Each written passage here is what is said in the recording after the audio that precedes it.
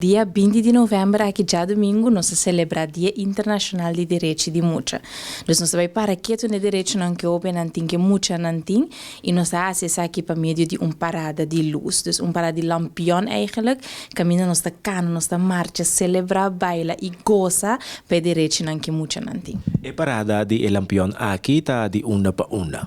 E lo sali fuori centro accesso que está na caia Princesa Maria Sete e assim nós lo marcha vai caba na Parque Vila Almina.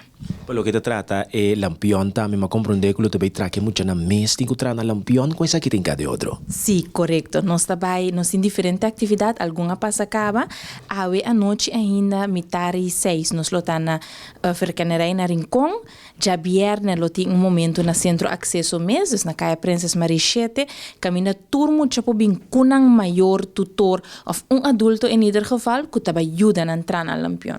Nós tem material, nós tem persona na ajuda guia, pasina e muito tem lampião autenticamente DJ, que quizás hasta te represente, porque tudo muito tá especial, tudo muito tá diferente, cada com um caráter, antes se nós que mira bem de lante back também com o lampião aqui. E riba é dia aqui que começa bastante bem para que tu riba já mirando que o Dia Internacional de Direito de Mulher.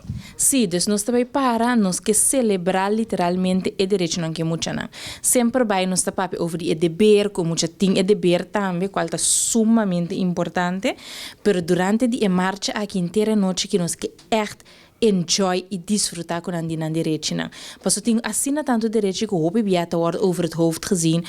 Eu tenho direito, eu muito tenho direito de por divertir, eu muito tenho direito de ser protegido de nós. Então, pensei também durante a marcha, adulto não tá bem, que eu muito não passina junto, bom mira, hey, você me tem uma aliança para poder o direito aqui. A mim tem para celebrar no Cuba, então para durante a ano também manter-me não, de proteger, para só para não tá em uma situação quizás camina porto para dentro com droga, maltrato de muita, tudo isso ainda nós que evitar não. Então pensei nós temos que celebrar o direito, para ser muito consciente, tá começo em ieder geval de tudo isso.